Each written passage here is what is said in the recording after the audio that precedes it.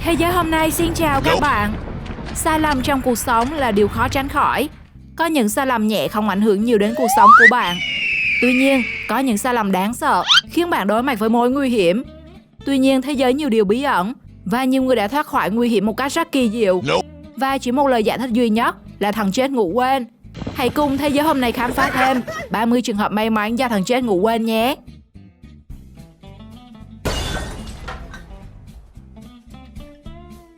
Theo camera, người quân nhân trong lúc tham gia khóa huấn luyện đã rơi tự do từ một độ cao không hề nhỏ do lỗi kỹ thuật trong bài tập nhảy dù.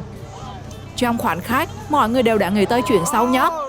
Thì bất ngờ, chiếc dù đã tự bung và ai cũng thở phào trước tình trạng ngàn cân treo sợi tóc này.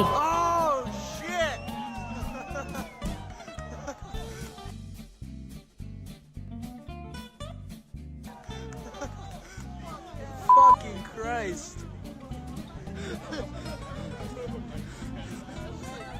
Another one? Bỏ qua những cảnh báo nguy hiểm, người đàn ông này đã quyết định bơi qua sông. Khi chỉ còn cách bờ không xa, một con cá sấu xuất hiện và lập tức nhào vào tấn công anh, khiến người xem dường như nín thở. Có lẽ do thằng chết ngủ quên, anh chàng vẫn may mắn bơi được vào bờ và chỉ nhận duy nhất một cú phạt vào bả vai. Nossa, pegou o braço dele. Perigo. Machucou o braço aí?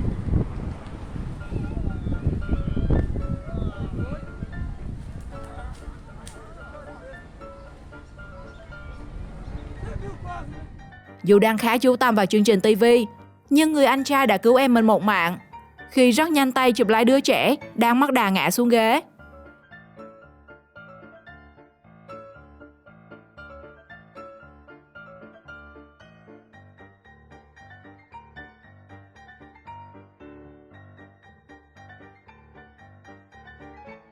Nếu thằng chết không ngủ quên, có lẽ chàng trai lái máy đào này đã bị chôn vùi dưới đống đổ nát. Không ai ngờ, chiếc bồn bê tông cũ này lại đổ sập, khiến những người xung quanh đó đều chạy tán loạn.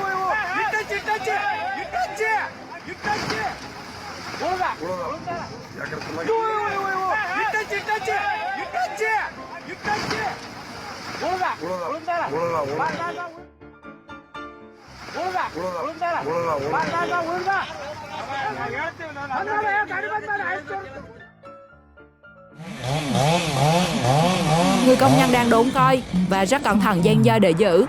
Tuy nhiên thay vì đổ vào trong, cái cây lại đổ gục hẳn ra lề đường. Rất tìm với pha suýt tí nữa thì gặp ông bà của anh chàng chạy xe đạp.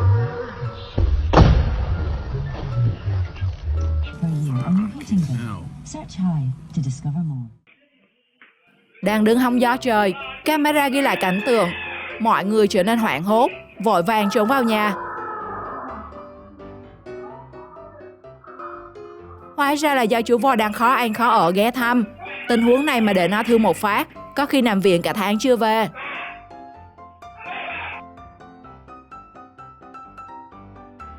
Thật khó hiểu, dường như cung đường này không được xây dựng cột đèn tín hiệu, khiến cho người đi xe đạp tí thi niệm khi đâm đầu vào chiếc xe lửa. Do qua đường nhưng khuất tầm nhìn với chiếc xe lửa trước đó.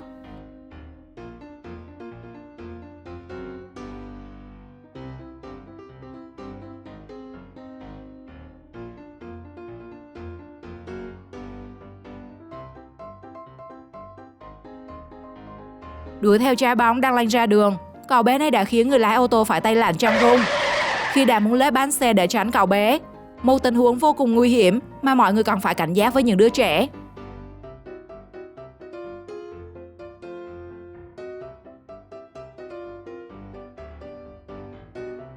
Nữ tài xế đã cứu em học sinh một mạng trông thấy khi nhanh tay cản cậu bé xuống xe, giúp cậu dừng chân trước chiếc ô tô đang lao như bay từ đằng sau đi tới. Nếu không, một thảm kịch là điều không tránh khỏi.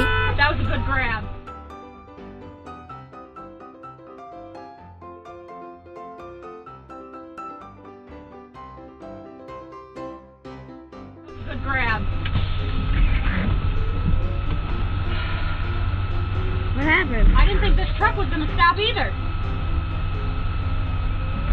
Good grab. Sau màn thể hiện trình độ bơi, nếu không được giúp đỡ, có lẽ thanh niên này đã uống một ngụm no nước. do bước hụt chân trên phần bệ đỡ của hồ.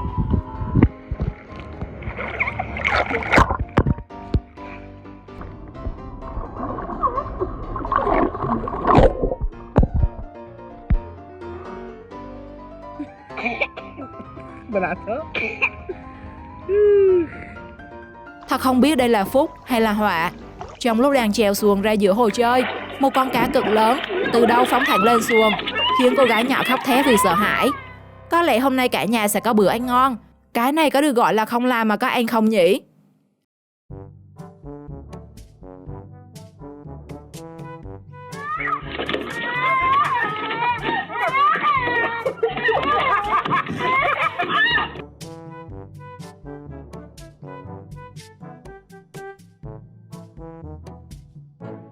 Chiếc xe đỏ đã đâm sầm vào đuôi một chiếc xe tải. Người tài xế không hề bị gì, nhưng chiếc xe của anh ta thì mắc kẹt và bị lôi đi. Mãi đến khi có người lên báo cho tài xế xe tải, chiếc xe con mới được giải thoát.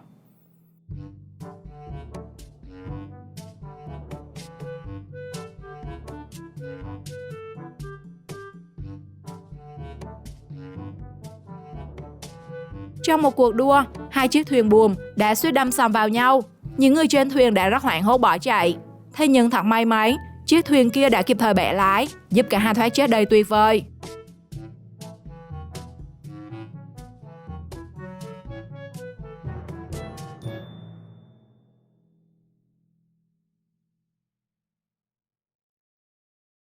Một con báo hoa mai hoang dã đã đi lạc vào một ngôi làng tại Ấn Độ. Nó điên cuồng tấn công mọi thứ. Rất nhiều người đã bị thương, nhưng rất may là không có ai thiệt mạng trong trường hợp này.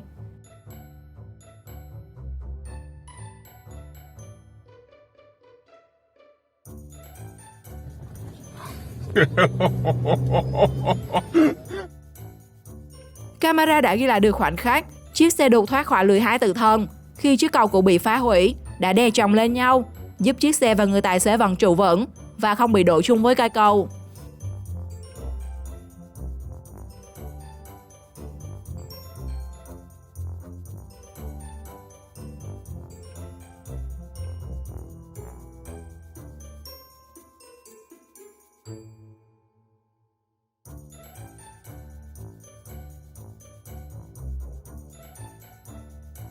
Khi thấy bạn mình bị mất đà khi chịu ván tốc độ, anh chàng này đã nhanh chóng chạy đến đỡ lấy phần đầu, giúp người bạn tránh bị đập đầu vào bên vệ đường.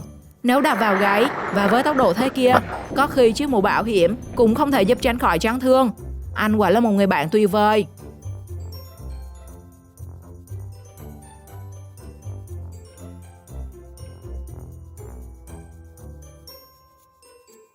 Có lẽ vì sàn quá trơn mà em bé này đã bị trượt chân và ngã ạt xuống sàn. Nhưng rất may phần đầu của bé đã được chiếc hồ bơi bằng phao đỡ lấy. Sau đó bé vẫn tiếp tục ngồi dậy và nghịch nước.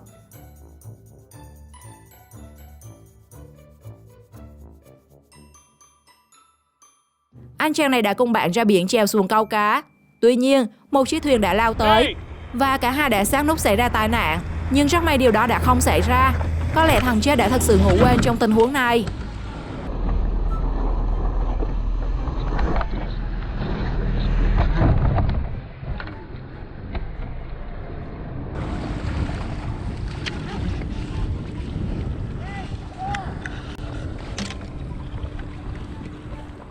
Không hiểu kiểu gì mà chiếc ô tô này đã đâm thẳng vào phần rào chắn bên đường.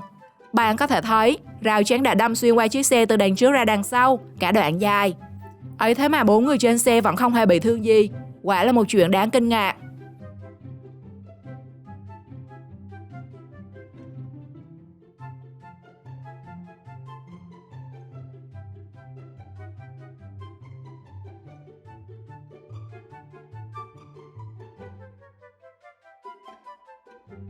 Hai cậu bé đang chơi trong một ngôi nhà cũ thì bỗng dưng phần trần nhà bị sụp xuống bất ngờ. Rất may khi ấy cả hai đã chạy ra ngoài, nếu không một câu chuyện thương tâm đã xảy ra.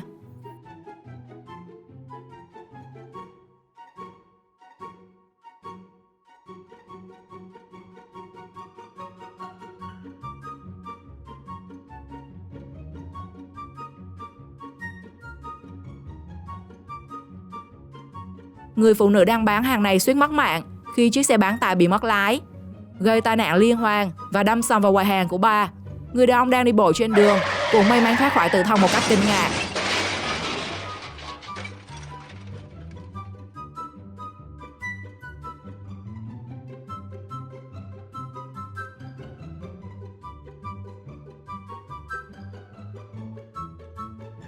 Nhưng ông ta ngồi bệt xuống nền sau vụ tai nạn, có thể thấy ông đã hoảng hốt cỡ nào trong tình huống này.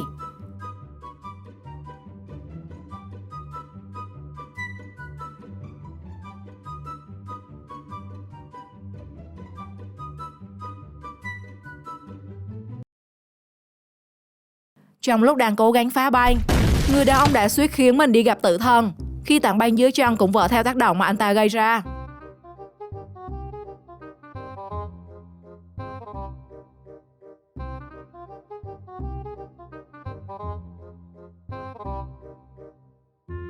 Có ai giải thích xem chiếc máy cậu này đang làm gì không?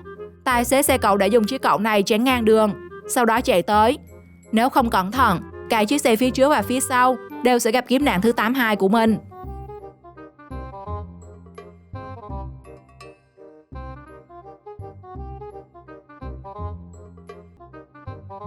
Đang đi với tốc độ nhanh, một chiếc xe con từ trong lao ra đã khiến tài xế xe bồn giật mình, đánh lái cua cực khét trên đường. Nhưng do đường ướt và trơn, chiếc xe bị trôi và suýt gây tai nạn cho người lái xe bên chiều ngược lại. Ông bà gánh cũng còng lưng lắm mới vượt qua được cửa ải này.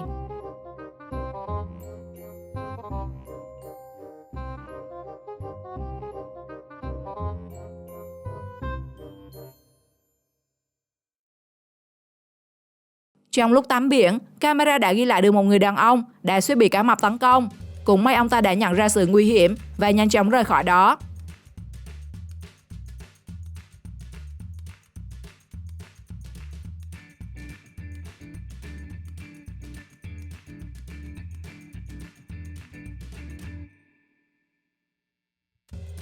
Không biết anh chàng này thế nào mà trong khi mọi người đang đua thì anh ta lại đạp xe ngược chiều với họ. Thậm chí là vác xe ra khỏi làn đua đang chạy để tránh va chạm với người khác.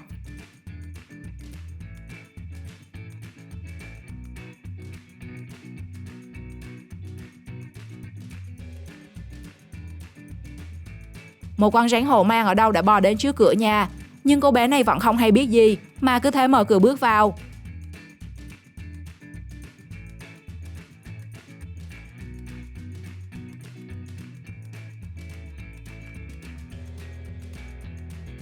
Mãi đến khi thằng chết dưới chân say hi, cô bé mới giật mình bỏ chạy. Có lẽ ai cũng thót tim khi nhìn thấy con rắn cử động, và rất may mắn khi cô bé có thể thoát khỏi tình huống này.